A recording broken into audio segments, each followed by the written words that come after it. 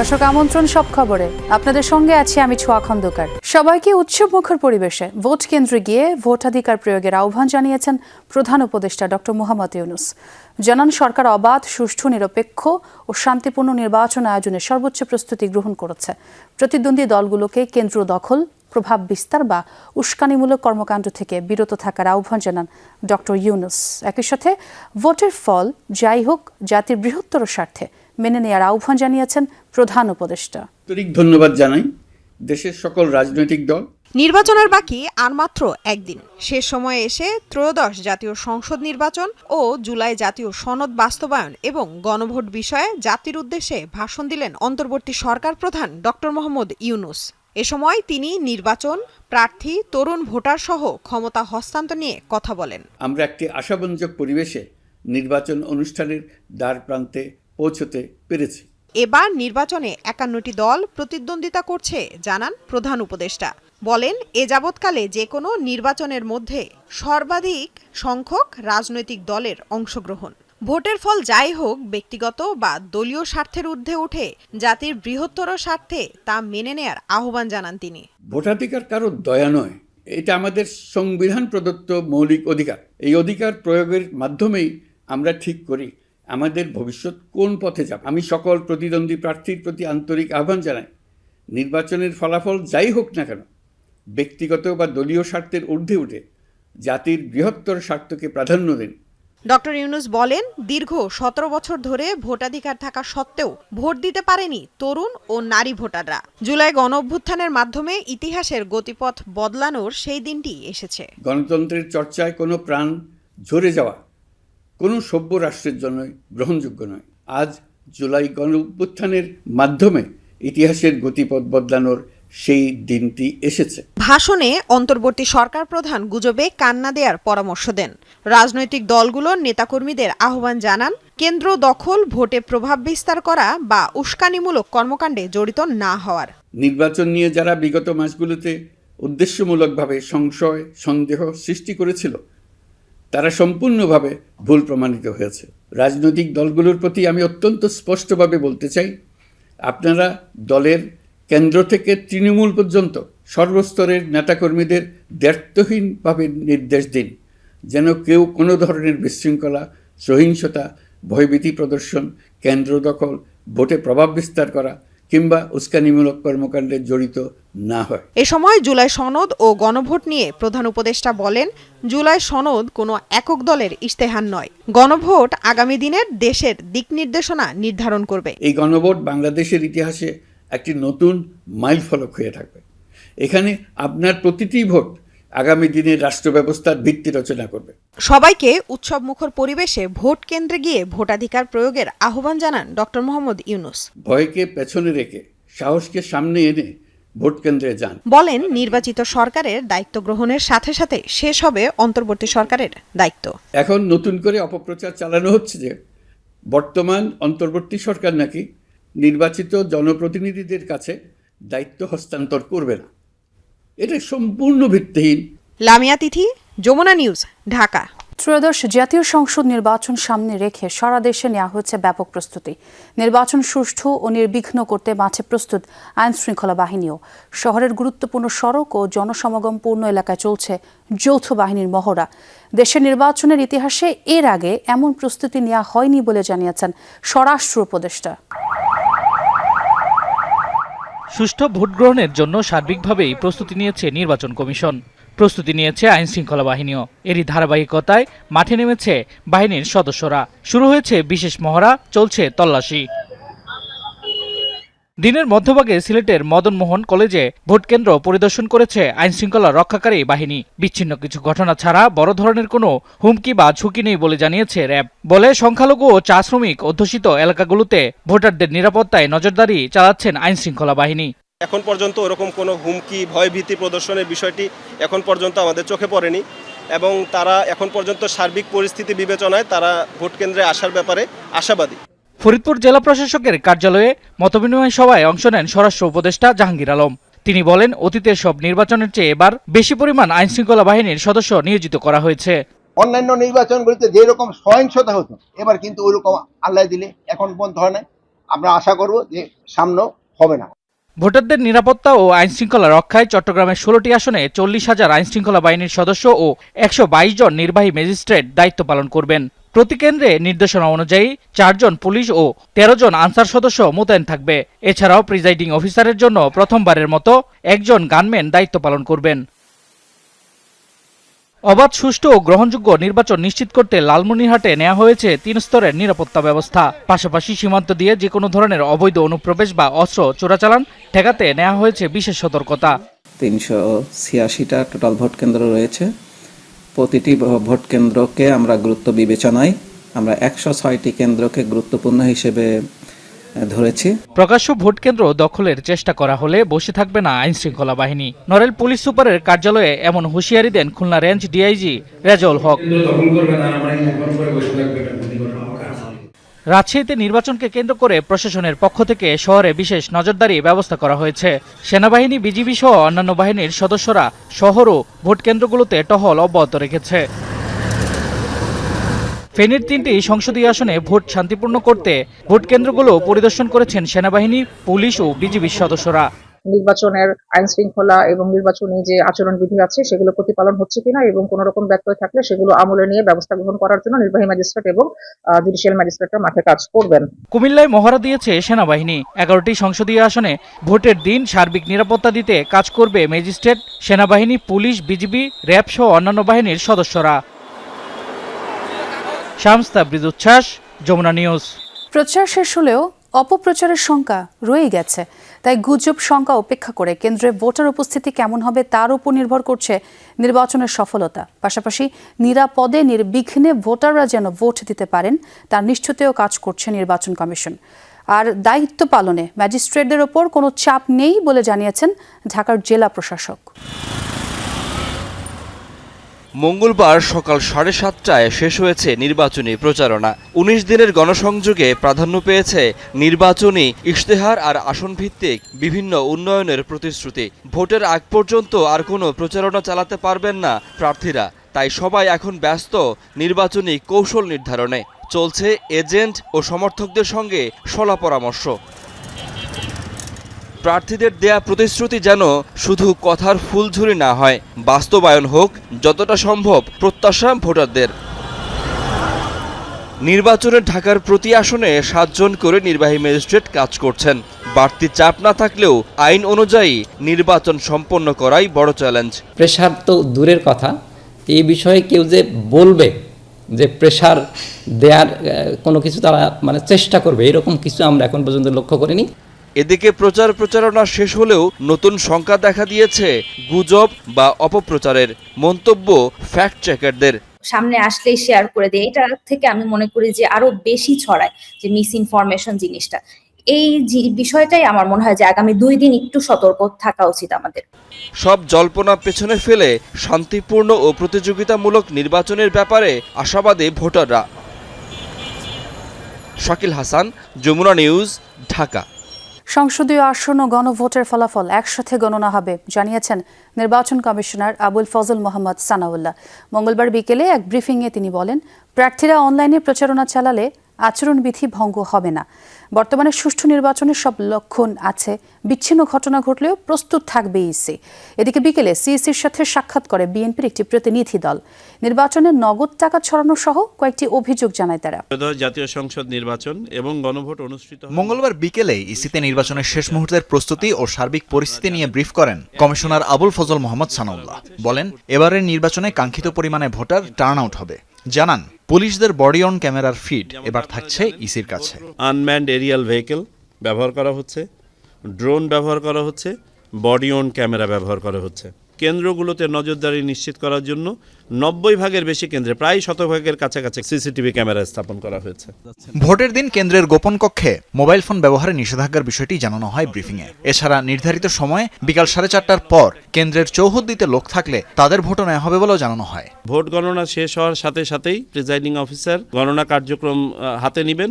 বাক্সগুলো offload করার পরে সাদা ব্যালট তথা জাতীয় সংসদ নির্বাচনের ব্যালট আলাদা করা হবে, আর পিঙ্ক ব্যালট বা গোলাপি ব্যালট যেটা গণভোটের ব্যালট সেটাকে আলাদা করা হবে। গণনা কার্যক্রম একই সাথে শুরু হবে।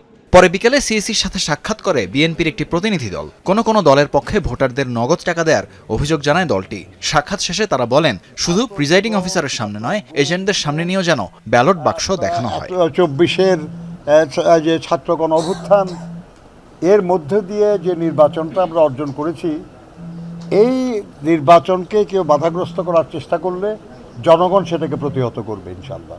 নির্বাচনে বিএনপি বিপুল ভোটে বিজয়ী হবে বলেও দাবি করেন দলটির স্থায়ী কমিটির এই নেতা। নির্বাচন কমিশনের প্রস্তুতির যেন সর্বাত্মক। তানভীর মৌসুম, যমুনা নিউজ, ঢাকা। এককভাবে সরকার গঠনে বিএনপি আত্মবিশ্বাসী বলে জানিয়েছেন দলটির চেয়ারম্যান তারেক রহমান। জার্মান গণমাধ্যম ডয়েচে ভেলেকে দেয়া এক সাক্ষাৎকারে কথা বলেন তিনি। তারেক রহমান বলেন, জনগণ যাদের পছন্দ করবে তাদেরকে কেউই আটকে রাখতে পারবে না। আওয়ামী লীগ বিহীন নির্বাচন প্রসঙ্গে বিএনপির চেয়ারম্যান বলেন, শক্তি প্রয়োগ করে যে কেউ ক্ষমতা ধরে রাখতে পারে না, 5 আগস্টই তার প্রমাণ। আমরা রাজনীতি করি মানুষের জন্য, মানুষের সমর্থন নিয়ে, মানুষের কাছে নিজেদের গ্রহণযোগ্যতা নিয়ে রাজনীতি করি। কাজেই আমি মনে করি রাজনীতিতে মানুষ যাকে গ্রহণ করবে তাকে কেউ ঠেকিয়ে রাখতে পারবে না, আর যাকে মানুষ গ্রহণ করবে না যত শক্তিই থাকুক না কেন, শক্তি প্রয়োগ করে সে ধরে রাখতে পারে না কিছু। 5ই আগস্ট যার উদাহরণ। সরকার সুষ্ঠু নির্বাচন করতে ব্যর্থ হলে জনগণ মাঠে নামবে বলে মন্তব্য করেছেন জামায়াতের আমির ডাক্তার শফিকুর রহমান। নির্বাচনকে ঘিরে প্রতিপক্ষ নানা গুজব ছড়াতে পারে এমন আশঙ্কার কথা জানিয়ে জনগণকে সতর্ক থাকার আহ্বান জানান তিনি। বিশৃঙ্খলা ও অনাকাঙ্ক্ষিত ঘটনা এড়াতে আইনশৃঙ্খলা বাহিনীকে নিরপেক্ষ থাকার আহ্বানও জানান ডাক্তার শফিকুর রহমান। মঙ্গলবার রাতে 11 দলীয় জোটের বৈঠক শেষে সাংবাদিকদের এসব কথাই বলেন তিনি। নির্বাচনের একদিন আগে সার্বিক পরিস্থিতি বিশ্লেষণ ও পরিকল্পনা ঠিক করতে বৈঠকে বসে জামায়াত নেতৃত্বাধীন 11 দলীয় নির্বাচনী ঐক্য। মগবাজারে জামায়াতের কেন্দ্রীয় অফিসে এই বৈঠকে যোগ দেন জোটের শীর্ষ নেতারা। বৈঠক শেষে সাংবাদিকদের সাথে কথা বলেন জামায়াত আমির। জানান, ভোট দিতে ঈদের আমেজ নিয়ে বাড়িতে ফিরছে মানুষ। কেউ পেছনে দরজা দিয়ে ক্ষমতায় আসার চেষ্টা করলে জনগণ রুখে দেবে। কেউ অন্য কিছু করতে চাইলে আমরা অনুরোধ করব জনগণ যেন নিজেদের অধিকারের পক্ষে মজবুত হয়ে দাঁড়িয়ে যায় এবং স্পষ্ট জবাব দিয়ে দেয়। আমরা আশা করছি জনতারই বিজয় হবে শেষ পর্যন্ত ইনশাআল্লাহ। তাদের সকলের প্রতি আমাদের অনুরোধ, আপনারা প্রজাতন্ত্রের কর্মচারী হিসাবে এ দেশ আপনাদেরও। আপনারা ন্যায়নিষ্ঠভাবে, আপনারা নিরপেক্ষভাবে, সুষ্ঠুভাবে আপনাদের দায়িত্ব পালন করবেন। দর্শক, ঠিক এই মুহূর্তে আমরা আপনাদের একটু কুমিল্লার সদরে নিয়ে যেতে চাই। সেখানে আমার সহকর্মী আখলাকুস সাফা রয়েছেন। তিনি নির্বাচনের প্রস্তুতি সংক্রান্ত বিভিন্ন খবর সংগ্রহ করেছেন, তার সঙ্গে একটু কথা বলবো। সাফা, নিশ্চয়ই আমাকে শুনতে পাচ্ছেন। আজকে আপনি সারাদিন কুমিল্লার কোথায় কোথায় ঘুরলেন, বিশেষ করে নির্বাচনের সার্বিক প্রস্তুতি কেমন সেটি অবজার্ভ করলেন, এবং বিশেষ করে আরেকটি কথা বলতে চাই, আজকে তো কুমিল্লার বিভিন্ন জায়গায় সেনাবাহিনী মহড়া চালিয়েছে। তাহলে প্রার্থী, নির্বাচন সংশ্লিষ্ট নানা পক্ষ আর বিশেষ করে ভোটাররা সুষ্ঠু নির্বাচনের ব্যাপারে কতটা আশাবাদী, কি মনে হচ্ছে আপনার? আপনাকে ধন্যবাদ। কতটা আশাবাদী এর উত্তরটা আমি এইভাবে বলবো যে স্টিল দে আর কনফিউজড। সেটা আসলে কেন কনফিউজড? তারা ভোট কাকে দিবেন সেটা নিয়ে কনফিউজড না, সেটা নিয়ে কনফিউজড না। তারা কনফিউজড হচ্ছে তারা নিরাপত্তার সাথে সঠিকভাবে তারা নিরাপদে ভোট দিয়ে বাড়িতে ফিরতে পারবেন কিনা, এটা নিয়ে কনফিউজড। আবার এটা নিয়ে এত ভয় পাওয়ারও কিছু নেই। বিষয়টা এরকম, যেমন হচ্ছে যে আপনি যদি আইন শৃঙ্খলা প্রস্তুতির কথা বলেন, আমি যদি শুধু একটি আসনকে আপনাকে যদি শুধু এক্সাম্পল হিসেবে আমি আপনাকে বলি, সারা দেশে 9.5 লাখের উপর আইন শৃঙ্খলা রক্ষাকারী বাহিনী তারা নিয়োজিত থাকবেন, 1 লাখের মতো সেনা সদস্যরা তারা নিয়োজিত থাকবেন। এই বিষয়গুলো মানুষকে আসলে কতটা আশ্বস্ত করতে পেরেছে, এখানেই হচ্ছে প্রশ্ন। প্রশ্নটা হচ্ছে যেই জায়গায় ধরেন কুমিল্লায় এমনকি হেলিকপ্টার স্ট্যান্ড বাই রাখা হয়েছে কুমিল্লা 11 আসনের জন্য, কারণ যেখানে প্রতিদিন সংঘর্ষ হচ্ছে। এই সংঘর্ষগুলো কেন হচ্ছে? এই সংঘর্ষগুলো কি ভোটাররা করছেন? সাধারণ ভোটাররা করছেন না, তারা করছেন না, প্রার্থীর সমর্থকরা করছেন, প্রার্থীদের সমর্থকরা করছেন, প্রতিদ্বন্দ্বী প্রার্থীদের সমর্থকরা করছেন। কেন করছেন? পান থেকে চুন খসছে, তাদের ইগো হার্ট হচ্ছে, এবং তারা সঙ্গে সঙ্গে সংঘর্ষে জড়াচ্ছেন। ছোট সংঘর্ষ, বড় সংঘর্ষ, এনি কাইন্ড অফ সংঘর্ষ, যেটা আসলে ভোটের মাঠে কতটা প্রভাব ফেলতে পারে।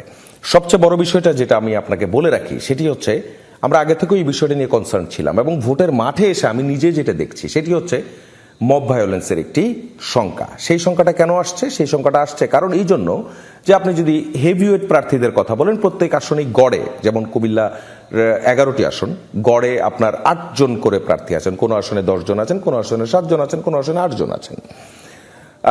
তাদের সবারই কিন্তু একটা কনসার্ন, সেটি হচ্ছে তাদেরকে ভোট পাহারা দিতে হবে। এখন আপনি ধরুন, এখন যখন একটা ইলেকশন হচ্ছে, যখন এই ইলেকশনের একটা এই পুরো ব্যাপারটার একটা আচরণবিধি আছে, একটা আইন কানুনের মধ্যে চলে, 400 গজের একটি সীমানার একটি বিধিবিধানও রয়েছে। সেই বিধিবিধানের মধ্যে আপনার সবগুলো দল তারা ভোট পাহারা দিতে চাচ্ছেন। তার মানেটা কি? তাদের সবার সঙ্গে আমার কথা হয়েছে। আমি আজ সারা দিন পুরো 11টি আসন চষে বেরিয়েছি, সবার সঙ্গে আমার কথা হয়েছে। তারা কোনোভাবেই আস্থা রাখতে পারছেন না। কেন তারা আস্থা রাখতে পারছেন না? আজকের যে আইন শৃঙ্খলার আয়োজন, সেই আইন শৃঙ্খলার আয়োজন এর আগের কয়টা নির্বাচনে আপনি দেখেছেন? আমি প্রশ্ন করেছিলাম, বলেছে যে না, তা আমরা এর আগে অমনটা দেখিনি। কিন্তু তারপরও তাদের ওই যে উত্তর একটাই, সেটি হচ্ছে যে এর আগের 3টি ইলেকশন, সেই ইলেকশনকে তারা কি ইলেকশন কিভাবে বলবেন? এই নির্বাচনে এমন অনেকে ভোট দিবেন যারা এর আগের 3টি নির্বাচনে ভোটই দেননি। তারা বয়োজ্যেষ্ঠ, তারা তরুণ প্রজন্ম, তারা মিডল এজে আছেন, 35-36 বছর বয়সী যেই ভোটাররা, সেই ভোটাররা তারা আসলে অপেক্ষা করছেন, তারা অবজার্ভ করছেন, তারা পুরো সিচুয়েশনটা দেখছেন। তারা কিন্তু জানেন যে তারা কাকে ভোট দেবেন, তারা কিন্তু সিলেক্ট করে রেখেছেন। কিন্তু তিনি যে তার ভোটটা দিয়ে নিরাপদে ফিরতে পারবেন, এটা নিয়ে তাদের একটা শঙ্কা। এই শঙ্কা তাহলে কিভাবে কাটানো যাবে?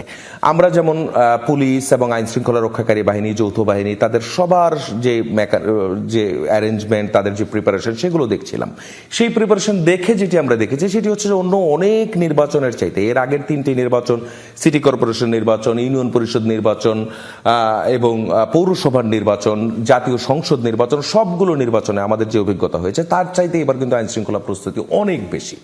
কিন্তু তারপরও কেন ভোটাররা, প্রার্থীর সমর্থকরা, প্রার্থীরা, নেতাকর্মীরা তারা কেন আস্থা রাখতে পারছেন না?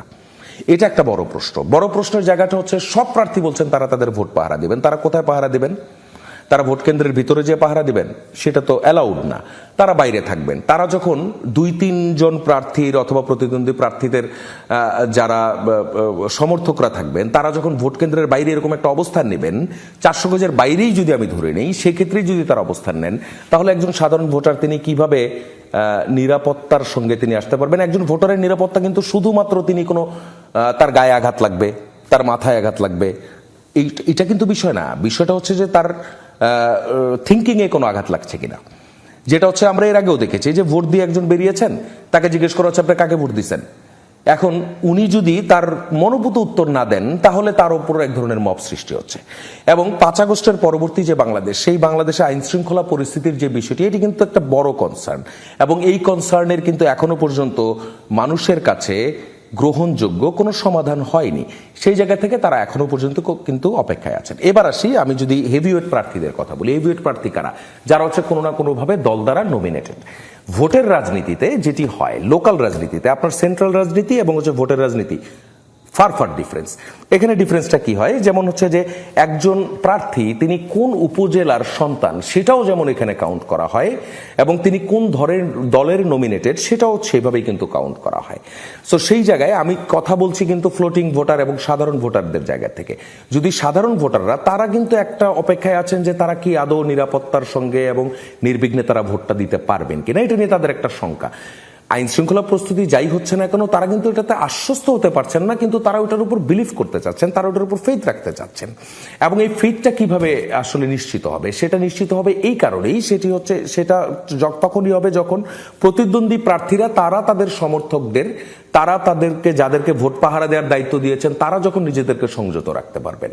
এবং যখন তারা সংযত রাখতে পারবেন, তখনই কিন্তু আইন শৃঙ্খলা রক্ষাকারী বাহিনীর একটি গ্রহণযোগ্য কাজের যে জায়গা, সেই জায়গাটি তৈরি হয়। আর যদি তারা সেটি তৈরি করতে না পারেন, সেই ক্ষেত্রে তাদের ভূমিকা নিয়েও কিন্তু প্রশ্ন, বিভিন্ন মহল থেকে যখন প্রশ্ন করা হবে, তখন তারাই বা কি করবেন। এই যে একটা বাস্তবতা, এই বাস্তবতার মধ্যে এখন যেটি বিষয়, সেটি হচ্ছে এখন একটি ভোটের মাঠে যেটি বড় প্রশ্ন হয়ে দাঁড়িয়েছে, সেটি হচ্ছে প্রতিদ্বন্দ্বী প্রার্থীরা তারা তাদের সমর্থকদের বলছেন তারা যেন ভোট পাহারা দেন। এখন তারা ভোট পাহারা দেবেন, সারা দেশের 9.5 লাখের মতো আইন শৃঙ্খলা রক্ষাকারী বাহিনী তারাও ভোট পাহারা দেবেন। তাহলে অ্যাকচুয়ালি ভোটটা পাহারা কিভাবে হবে? আপনি নিজেও জানেন যে যখন 2 দলের সমর্থকরা তারা যখন বাইরে অবস্থান করবেন এবং ভোটারদের মুভমেন্টের যখন তারা এক ধরনের কনফিউশনে পড়বেন, সেই জায়গাটা আসলে কিভাবে মিট আপ করা যাবে? এই যখন বিষয়গুলো এখন একটা প্রশ্নের জায়গায় এসছে, সেই জায়গায় আসলে আইন শৃঙ্খলা রক্ষাকারী বাহিনীকে একটু ডিফারেন্টভাবে ভাবতে হবে বলে এটা আমরা ভোটের মাঠ থেকে যেটা দেখতে পাচ্ছি। আইন শৃঙ্খলা রক্ষাকারী বাহিনীর যে প্রস্তুতি, সেই প্রস্তুতি কম, সেটা বলার কোনো সুযোগই নেই। অন্য যে কোনো নির্বাচনের চাইতে এই নির্বাচনে এই প্রস্তুতি কিন্তু অনেক বেশি। এবং আমি যেটা বলতে পারি সেটা হচ্ছে কুমিল্লার যে 11টি আসন, আমি আজ সারা দিন যে আসনগুলো ঘুরে বেড়ালাম, সেই আসনগুলো থেকে আমি যেটা দেখছি সেটা হচ্ছে এখানে কিন্তু ভোটারদের একটা ইকুয়েশন আছে। ভোটাররা কিন্তু এখনো পর্যন্ত সিদ্ধান্ত নিচ্ছেন তারা কি করবেন। এবং ভোটের মাঠে যেটি হয় সেটি হচ্ছে পান থেকে চুন খসলে অথবা একটি শব্দ ব্যবহারের কারণে, একটি এক্সপ্রেশনের কারণে কিন্তু ভোট ব্যাংকে এক ধরনের বড় ধরনের প্রভাব পড়ে। সেই প্রভাব যে পড়বে, সেই প্রভাবগুলো যাতে প্রভাবক হয়ে ভোটের মাঠে কোনো ধরনের সংঘাত তৈরি করতে না পারে, সেই যে বিষয়টি নিশ্চিত করবেন সেটি কিন্তু দলের যে নেতারা আছেন, দলের যে নীতি নির্ধারকরা আছেন, এটি কিন্তু তাদের দায়িত্ব। তারা বলে রেখেছেন তাদের ভোট পাহারা দিতে হবে। তাহলে প্রশ্নটা হচ্ছে, তাহলে কি আপনি আইন শৃঙ্খলা রক্ষাকারী বাহিনীর উপর আস্থা রাখতে পারছেন না? যদি আপনি আস্থা রাখতে নাই পারেন, সেক্ষেত্রে যখন 3-4জন প্রার্থীর সমর্থকরা তারা যখন ভোট কেন্দ্রে তারা পাহারা দেওয়া শুরু করবে, তখন আইন শৃঙ্খলা রক্ষাকারী বাহিনীর অবস্থানটা কি হবে? তারা কোনো কারণে যদি স্ট্রং কোনো একটা অ্যাকশনে যান, সেই ক্ষেত্রে আপনারা সবাই মিলেই তাদের ব্যাপারে একটা প্রশ্ন করবেন। সেই ক্ষেত্রে তারা তাদের যে জব ম্যান্ডেট, তাদের যে ওয়ার্কফ্লো আছে, সেই ওয়ার্কফ্লো থেকে তারা কিভাবে বের হবেন? এই যে প্রশ্নগুলো, এই প্রশ্নগুলো কিন্তু এখনো পর্যন্ত ভোটের মাঠে বিরাজ করছে। প্রচারণার মাঠে ধরেন আপনার যে প্রতিদ্বন্দ্বী প্রার্থীরা তারা বিভিন্ন রকমের প্রচারণা করেছেন, এটি কিন্তু বড় কোনো ফ্যাক্টর নয়। ফ্যাক্টর নয় এই জন্য কারণ হচ্ছে ভোটাররা ওই জায়গা থেকে তারা সিদ্ধান্ত নিয়েছেন যে তারা কাকে ভোট দেবেন অথবা ভবিষ্যতে কে কার জন্য কাজ করবেন, সেই জায়গাটি কিন্তু তারা নির্ধারণ করছেন, তারা সিলেক্ট করছেন। কিন্তু তিনি তখনই সেই তার সিদ্ধান্তটাকে এক্সিকিউট করতে পারবেন যখন আসলে তিনি তার ভোটটা দিয়ে বের হতে পারবেন। এখন ধরেন বিভিন্ন দলগুলো থেকে যে ধরনের অভিযোগ, পাল্টা অভিযোগ অথবা এক ধরনের ইনটিউশন, এই যে কথাগুলো বলা হচ্ছে, শঙ্কার কথা বলা হচ্ছে, এই সব কিছু শঙ্কা কিন্তু কাটিয়ে যাবে তখন যখন একজন ভোটার নিজে তিনি সিদ্ধান্ত নিতে পারবেন যে হ্যাঁ, আমি যাকে ভোট দেব আমি ঠিক তাকেই ভোট দেব এবং আমি খুব সুন্দরভাবে নিরাপদভাবে আমি ভোট দিয়ে বাড়ি ফিরতে পারবো। এই যে নিশ্চয়তাটা, এই নিশ্চয়তাটা কে তাহলে বিধান করবে? এখন আপনি বলতেই পারেন, যেমন আমি আগের যে সংবাদগুলো শুনছিলাম সেই সংবাদগুলো তো আমি দেখছিলাম যে সব জায়গা থেকে প্রত্যেকটা অথরিটি, অংশীজনরা তারা কিন্তু নিশ্চিত করছেন যে আপনি ভয় পাবেন না, আপনি ভোট দেবেন, সবকিছু ঠিকঠাক আছে। কিন্তু আসলে কতটা ঠিকঠাক থাকবে এটা কিন্তু একটা বড় প্রশ্ন। বড় প্রশ্ন যখন হচ্ছে সবাই যখন পাহারাদারের ভূমিকায়, তখন অ্যাকচুয়ালি পাহারাটা কে দেবেন? যেমন আমি যদি কুমিল্লার 11টি আসনের কথা বলি, এই 11টি আসনে আপনার 3,989 জন পুলিশ, আর্মির আছে 55 প্লাটুন, বিজিবির আছে 39 প্লাটুন, র্যাবের আছে 24টি মোবাইল টিম এবং ঝুঁকিপূর্ণ কেন্দ্র 1491টি কেন্দ্রের মধ্যে এখানে 934টি কেন্দ্রই ঝুঁকিপূর্ণ, যার মধ্যে 2টি আসন আছে, যেই 2টি আসন, দুঃখিত, 2টি জায়গা আছে যেই 2টি উপজেলায় সবগুলো কেন্দ্রই হচ্ছে ঝুঁকিপূর্ণ। তো এই যে ঝুঁকিপূর্ণ কেন্দ্রগুলো, এই ঝুঁকিপূর্ণ কেন্দ্রগুলোকে আপনি কিভাবে আসলে হ্যান্ডেল করবেন? এই জায়গাগুলোতে এখনো আমি মনে করছি নির্বাচন কমিশন অথবা প্রশাসনের সময় আছে, তারা এই জায়গাগুলো ভাববেন। এবং তার চেয়ে বড় দায়িত্ব কিন্তু প্রত্যেকটি যে আসন আছে সেই আসনে যারা প্রতিদ্বন্দ্বী প্রার্থীরা আছেন তারাই পারবেন তাদের যে কর্মী সমর্থক তাদেরকে নিয়ন্ত্রণে রাখতে, তাদেরকে সংযত রাখতে এবং তারা যাতে কোনো ধরনের গোলাযোগ তৈরি না করেন সেই বিষয়টি তারা যাতে নিশ্চিত করেন। এই নির্বাচনটিকে যেন একটি প্রতিদ্বন্দ্বিতাপূর্ণ এবং গ্রহণযোগ্য অংশীদারিত্বমূলক যে নির্বাচনের যে প্রত্যাশা, সেই প্রত্যাশাটা যারা মিট আপ করতে পারবেন কিনা এটি দেখার অপেক্ষায় কিন্তু বাংলাদেশ। একদম সাফা, এবং আপনি বেশ স্পষ্টভাবে বাস্তবতা তুলে ধরলেন। অনেক ধন্যবাদ আপনাকে সাফা। বগুড়ার নন্দীগ্রামে জামায়াত নেতাকর্মীদের হামলায় ইউনিয়ন বিএনপি সভাপতির ডান চোখ উপড়ে ফেলার অভিযোগ উঠেছে। দুপুরে সংবাদ সম্মেলনে এই অভিযোগ করেন বগুড়া 4 আসনের বিএনপি প্রার্থী মোশাররফ হোসেন। ছেলের চোখ উপড়ে ফেলার খবরে দুপুরে স্ট্রোক করে মারা গেছেন মাসুদ রানার মা মাজেদা বেগম। এদিকে বিকেলে সংবাদ সম্মেলনে হামলার অভিযোগ অস্বীকার করে জামায়াত। আহত মাসুদকে উন্নত চিকিৎসার জন্য ঢাকায় আনা হচ্ছে। মধ্যরাতে হঠাৎই উত্তেজনা ছড়ায় বগুড়া নন্দীগ্রামের পারশুন এলাকায়। পাল্টাপাল্টি হামলার অভিযোগ ওঠে বগুড়া 4 আসনের বিএনপি ও জামাত প্রার্থীর সমর্থক এবং স্থানীয় নেতাকর্মীদের মধ্যে। হামলায় আহত হন সালথা মাঝগ্রাম ইউনিয়ন বিএনপির সভাপতি মাসুদ রানা সহ কয়েকজন। দুপুরে সংবাদ সম্মেলনে বগুড়া 4 আসনের ধানের শীষ প্রার্থী মোশাররফ হোসেন অভিযোগ করেন, গতরাতে পারশুন এলাকায় জামাত নেতাকর্মীরা ভোটারদের মাঝে টাকা বিতরণের জন্য একটি বাড়িতে অবস্থান নেয়। খবর পেয়ে সেখানে যায় মাসুদ সহ বিএনপির প্রার্থীর কিছু সমর্থক। পুলিশ ঘটনাস্থলে পৌঁছানোর আগেই জামাতের স্থানীয় আরো নেতাকর্মী সেখানে গিয়ে হামলা চালায়। মাসুদকে মেরে তার চোখের মণি বের করে দেওয়া হলো। পুলিশ সেখানে বলেছে যে আপনারা যা করেন আমরা এগুলো বলতে না, আমরা দূরে আছি। বিএনপি প্রার্থী মোশাররফ হোসেন অভিযোগ করেন, হামলায় মাসুদের ডান চোখ উপড়ে ফেলা হয়েছে। এদিকে ছেলের উপর নৃশংস হামলার খবরে স্ট্রোক করে মারা গেছেন মাসুদ রানার মা মাজেদা বেগম। ইউনিয়ন বিএনপি সভাপতি মাসুদ রানার চোখ হারানোর সংবাদ পেয়ে তার মা কিছুক্ষণ আগে স্ট্রোক করে মারা গেছে। এই ঘটনায় সংবাদ সম্মেলন করেন বগুড়া 4 আসনের জামাত প্রার্থী ডক্টর মুস্তাফা ফয়সাল পারভেজ। বিএনপির অভিযোগ অস্বীকার করে তিনি বলেন, হামলার সাথে জামাতের কেউ জড়িত নয়। বিএনপি সভাপতি মাসুদ এবং তার ভাই রবিউল বাহিনীর প্রধান রবিউল, তাদের নেতৃত্বেই জনগণের সামনে আক্রমণ করা হয়। সেখানে তাদের মাথা ফেটে যায়, আমাদের কাছে ছবিগুলো আছে। তো এরপরে তাদেরকে সেখানকে মারতে মারতে তাদের বাড়িতে নিয়ে যাওয়া হয়, বাড়িতে নিয়ে সেখানে দড়ি দিয়ে বেঁধে রাখা হয়। হামলার ঘটনায় এখনো কোনো মামলা হয়নি। বিষয়টি খতিয়ে দেখে ব্যবস্থা নেওয়ার আশ্বাস দিলেন পুলিশ সুপার। যারা আঘাতপ্রাপ্ত তারা মেডিকেল ট্রিটমেন্ট নিচ্ছেন, আশা করা যাচ্ছে যে আজকের মধ্যে মামলা, তারা অভিযোগ দিবেন এবং মামলা হবে। হামলার পর থেকেই পার্শ্বন এলাকায় থমথমে পরিস্থিতি বিরাজ করছে। রাহিম সারোয়ার, যমুনা নিউজ। দর্শক, নির্বাচনকে ঘিরে জোরদার করা হয়েছে রাজধানীর বিভিন্ন জায়গায় নিরাপত্তা ব্যবস্থা। সেই হিসেবে মোহাম্মদপুরে চলছে সেনাবাহিনীর টহল।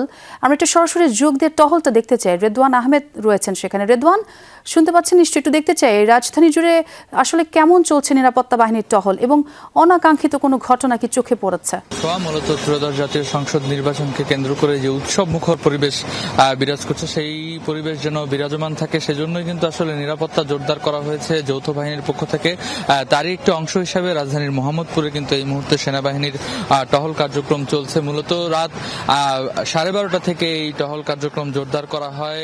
যেমনটা জানেন যে বেশ কয়েকটি যানবাহন কিন্তু এরই মধ্যে যানবাহনের চলাচল সীমিত করা হয়েছে। এর মধ্যে রয়েছে মোটরসাইকেল সহ বিভিন্ন যানবাহন এবং আমরা দেখতে পাচ্ছি যে ব্যক্তিগত গাড়ি সহ দূরপাল্লার বাসগুলো সবগুলোই কিন্তু আসলে নিরাপত্তার আওতায় আনা হয়েছে, নিরাপত্তার চাদরে একরকম ঢেকে ফেলা হয়েছে। আমরা দেখেছি উত্তরা এবং রাজধানীর বিভিন্ন বেশ কয়েকটি গুরুত্বপূর্ণ পয়েন্টে কিন্তু সেনাবাহিনীর র্যাব সহ বিভিন্ন জায়গায় কিন্তু অভিযান চলেছে এবং এখন পর্যন্ত সেই ধারাবাহিকতায় নিরাপত্তা জোরদারের স্বার্থে কিন্তু অভিযানগুলো চলমান রয়েছে এবং প্রত্যেকটি অভিযানেই সেনাবাহিনী সহ বিভিন্ন আইন শৃঙ্খলা রক্ষাকারী বাহিনী যেন সেই নিরাপত্তাটি নির্বিঘ্ন করা যায়, জনসাধারণ যেন নির্বিঘ্নে তাদের বাড়িতে পৌঁছে যেতে পারেন। কিছুক্ষণ আগেও দেখছিলাম যে মোহাম্মদপুরের বিভিন্ন বাস স্ট্যান্ড থেকে কিন্তু দূরপাল্লার গাড়িগুলো এখনো ছেড়ে যাচ্ছে। অর্থাৎ বলা যায় যে যারা আসলে গ্রামে যাবেন ভোট দেওয়ার উদ্দেশ্যে তাদের জন্য যে গাড়িগুলো, সেই বিশেষ গাড়িগুলো কিন্তু ইতিমধ্যে ছেড়ে যাচ্ছে এবং সবার যাত্রা যেন নির্বিঘ্ন করা যায় সেজন্যই কিন্তু মূলত এই টহল কার্যক্রম জোরদার করা। এবং আজকে রাত 12টার পর থেকে কিন্তু মোটরসাইকেল এবং ব্যক্তিগত গাড়ি চলাচলেও কিছুটা সীমিত করা হয়েছে। সেই সাথে জরুরি পরিবহন ছাড়া কিন্তু কাউকে আসলে চলাচল না করার জন্য অনুরোধ করা হয়েছে এবং আমরা দেখতে পাচ্ছি যে এই মোহাম্মদপুর সহ বেশ কিছু এলাকা জুড়ে কিন্তু ইতিমধ্যেই নিরাপত্তা বেশ জোরদার করা হয়েছে এবং তাদের যাত্রা যেন নির্বিঘ্ন হয় সেই দিকটি লক্ষ্য রাখাই আইন শৃঙ্খলা বাহিনীর মূল তৎপরতা আমরা দেখতে পাচ্ছি। এবং সেই সাথে নিরাপত্তা বাহিনী বিভিন্ন গাড়ি যে তল্লাশি করছে সেটিও আমরা দেখছিলাম। অনেক ধন্যবাদ রেদওয়ান আপনাকে। সংসদ নির্বাচনকে সামনে রেখে ইসি ও বেসামরিক প্রশাসনের নির্দেশনা অনুযায়ী একটি সুষ্ঠু, সুন্দর, অবাধ, নিরপেক্ষ ও গ্রহণযোগ্য নির্বাচন উপহার দেওয়ার লক্ষ্যে নিরলসভাবে কাজ করে যাচ্ছে সেনাবাহিনী, জানিয়েছে উত্তরা আর্মি ক্যাম্প। বিকেলে উত্তরার যৌথ পেট্রোলিং কার্যক্রম বিষয়ে মিডিয়া ব্রিফে এমনটি বলেন কমান্ডার মেজর ইফতেখার হাসান। জানান, যৌথ পেট্রোলিংয়ের মাধ্যমে জনগণকে নির্বাচন সম্পর্কে অভয় প্রদান করা হচ্ছে। এছাড়া সেনাবাহিনী ভোট কেন্দ্র ও এর আশপাশে পরিস্থিতি পর্যবেক্ষণ, গুরুত্বপূর্ণ ভোট কেন্দ্র চিহ্নিতকরণ, কুইক রিয়াকশন টিম প্রস্তুত রাখা, মোবাইল পেট্রোলিং চেকপোস্ট স্থাপন এবং প্রয়োজনে আইন শৃঙ্খলা রক্ষাকারী বেসামরিক বাহিনীকে সহায়তা প্রদান করবে। তিনি আরও বলেন, সেনাবাহিনী সবসময়ই নিরপেক্ষ অবস্থান বজায় রেখে শুধুমাত্র আইন, সংবিধান ও রাষ্ট্রীয় নির্দেশনার আলোকে দায়িত্ব পালন করবে। আমাদের মূল লক্ষ্য হচ্ছে একটি নির্বাচন পরিবেশ তৈরি করা, যেটি হবে নিরাপদ, নাগরিক বান্ধব এবং অংশগ্রহণমূলক।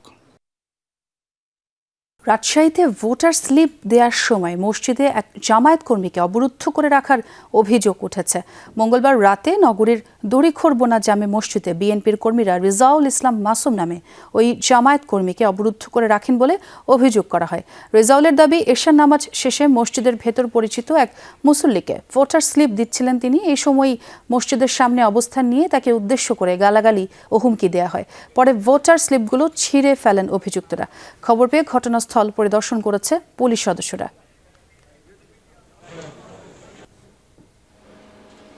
এদিকে নীলফামারীর 4 আসনের জাতীয় পার্টির প্রার্থী নির্বাচনী কার্যালয়ে হামলা ও ভাঙচুরের অভিযোগ উঠেছে প্রতিদ্বন্দ্বী জামায়াত প্রার্থী সমর্থকদের বিরুদ্ধে। মঙ্গলবার রাতে সংবাদ সম্মেলনে এই অভিযোগ করেন জাতীয় পার্টি প্রার্থী সিদ্দিকুল আলম। তিনি জানান, সোমবার মধ্যরাতে নির্বাচনী কার্যালয়ে টাকা বিতরণের অভিযোগ এনে এই ভাঙচুর চালানো হয়।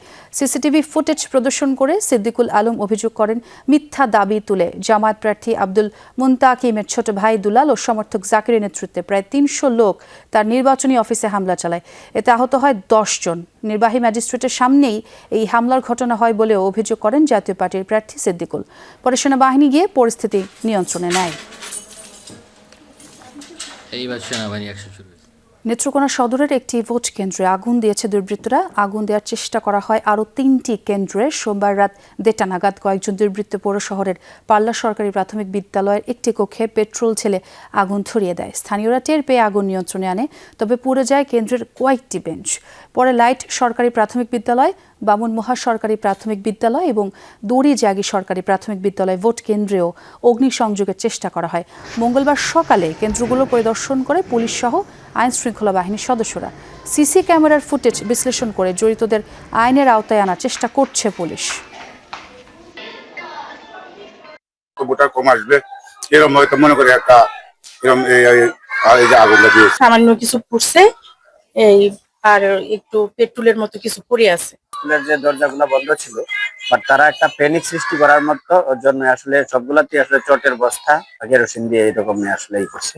ভোটের সময় মব সৃষ্টির চেষ্টা হলে শুধু সংশ্লিষ্ট কেন্দ্র নয়, নির্বাচন কমিশনের সাথে আলোচনা সাপেক্ষে ওই আসনের ভোট গ্রহণ স্থগিত করা হবে। আর এমনটাই জানিয়েছেন পুলিশের মহাপরিদর্শক বাহারুল আলম। মঙ্গলবার সকালে আইন শৃঙ্খলা পরিস্থিতি নিয়ে হওয়া এক সংবাদ সম্মেলনে এই কথা বলেন তিনি। আইজিপি জানান, সকল প্রস্তুতি সম্পন্ন, কেউ নির্বাচন বাধাগ্রস্ত করতে পারবে না। বলেন, যে কোনো জরুরি পরিস্থিতি মোকাবেলায় স্ট্রাইকিং ফোর্স থাকবে। বাহরুল আলম আরও জানান, সারা বাংলাদেশে ঝুঁকিপূর্ণ কেন্দ্র 8770টি, 90% ভোট কেন্দ্রেই লাগানো হয়েছে সিসিটিভি। ঝুঁকিপূর্ণ কেন্দ্রগুলোয় বডি ক্যামেরা ব্যবহৃত হবে। গেল ভোটে দায়িত্ব পালন করা পুলিশ সদস্যদের নির্বাচনী দায়িত্ব থেকে দূরে রাখা হয়েছে। আইজিপি বলেন, পুলিশ বর্তমানে নিরপেক্ষভাবে দায়িত্ব পালন করছে। সব মিলিয়ে ভালো নির্বাচন উপহার দেওয়ার প্রত্যাশা করেন পুলিশ মহাপরিদর্শক। কিন্তু এইবার not a single incident will happen. আমরা যেটা ইলেকশন কমিশন বলেছে, যদি করে আমি ভোট কেন্দ্র বন্ধ করে দেবো, একটা কেন্দ্র বন্ধের জন্য আসনই বন্ধ করে দেবো। মানে এইবার পারবে না। খালি দেখেন, ইলেকশনকে ডিসরাপ্ট করার মতো কোনো শক্তি নাই। কোথাও একটা ক্রাইম হতে পারে, একটা ডাকাতি হয়ে যেতে পারে, একটা খুন হয়ে যেতে পারে, কিন্তু ইলেকশন ডিসরাপ্ট করতে পারবে না। এটা 3000ই হোক আর 6000ই হোক। ভোটারদের অনিরাপদ ও হুমকিতে রেখে অবাধ, নিরপেক্ষ ও সুষ্ঠু নির্বাচন সম্ভব নয়, এমন মন্তব্য করেছেন পটুয়াখালী 3 আসনে বিএনপি মনোনীত প্রার্থী নুরুল হক নূর। এ সময় প্রার্থী হিসেবে তিনি নিজেও নিরাপত্তাহীনতায় আছেন বলে দাবি করেন গণ অধিকার পরিষদের এই শীর্ষ নেতা। এর আগে মঙ্গলবার বিকেলে জেলা প্রশাসক ও পুলিশ সুপারের কাছে শান্তিপূর্ণ পরিবেশে নির্বাচন আয়োজনের আহ্বান জানান তিনি। এই দুর্বৃত্তদেরকে যদি গ্রেপ্তার করা না হয়, আইনের আওতায় না আনা হয়, তাহলে আমাদের পক্ষে নির্বাচন করা সম্ভব নয় এবং জনগণ একটা নিরাপত্তাহীনতা আছে, ভোটাররা একটা আশঙ্কার মধ্যে আছে। প্রধান উপদেষ্টা ডক্টর মোহাম্মদ ইউনুস সহ সব উপদেষ্টার স্বামী স্ত্রী এবং উপদেষ্টার সমমর্যাদার ব্যক্তিদের সম্পদের বিবরণী প্রকাশ করে প্রজ্ঞাপন জারি করেছে মন্ত্রিপরিষদ বিভাগ। গেল অর্থবছরে প্রধান উপদেষ্টার সম্পদ বেড়েছে 1,61,04,392 টাকা। এদিকে অন্তর্বর্তী সরকারের শেষ কর্মদিবসে সচিবালয় ছিল বিদায়ের আবহ। দায়িত্ব শেষ করে দপ্তর গুছিয়ে নেন উপদেষ্টারা। অনেকেই সংবাদ সম্মেলনে তুলে ধরেন 1.5 বছর দায়িত্ব পালনের সাফল্য আর ব্যর্থতা। মাত্র একদিন বাদই দেশে ত্রয়োদশ জাতীয় সংসদ নির্বাচন এবং গণভোট। এ উপলক্ষে বুধবার 11 ফেব্রুয়ারি সাধারণ ছুটি ঘোষণা করেছে সরকার। সেই হিসাবে অন্তর্বর্তী সরকারের শেষ দিন আজ। উপদেষ্টাদেরও ছিল শেষ কর্মদিবস। অবশ্য শেষ কর্মদিবসে প্রশাসনের কেন্দ্রবিন্দু সচিবালয় ছিল অনেকটাই ফাঁকা। প্রবেশ পথগুলোতে ছিল না গাড়ির জট, নেই দর্শনার্থীদের ভিড়। দিনভর সংবাদ সম্মেলনে উপদেষ্টারা তুলে ধরেছেন 1.5 বছরের দায়িত্ব পালনের সাফল্য ব্যর্থতা। মন্ত্রণালয় বর্তমানে মেইন ফোকাস হচ্ছে ডিজিটালাইজেশন। এটাকে আমরা আরো ব্যাপক ভিত্তিক করার জন্য আমরা বিভিন্ন রকম প্রকল্প নেওয়া হয়েছে। সেই প্রকল্পগুলি চলমান আছে। যতগুলো সংস্কার আমি উদ্যোগ নিয়েছি তার 30 থেকে 40 ভাগ করতে পেরেছি। বাকিগুলো এই যে সেক্রেটারিয়েটটা দেখছো, এই সেক্রেটারিয়েটের যে করিডোরগুলো দেখছো, এই করিডোরের অন্ধকারের ভিতরে টেবিল থেকে টেবিলে, দপ্তর থেকে দপ্তরে হারিয়ে বসে আছে। নিরাপদ প্রাণীজ আমিষ নিশ্চিত করা, মৎস্য সম্পদ রক্ষা, সংরক্ষণ, জলাশয় রক্ষা এবং মাছ চাষিদের সুরক্ষায় এ খাতে আইনবিধি অধ্যাদেশ প্রণয়নের কথা বলেছেন মৎস্য ও প্রাণী সম্পদ উপদেষ্টা ফরিদা আক্তার। 15 মাস বা 16 মাস দিয়ে যদি আপনি বড় ধরনের সমস্যার সমাধান চান, নিশ্চয় হবে না।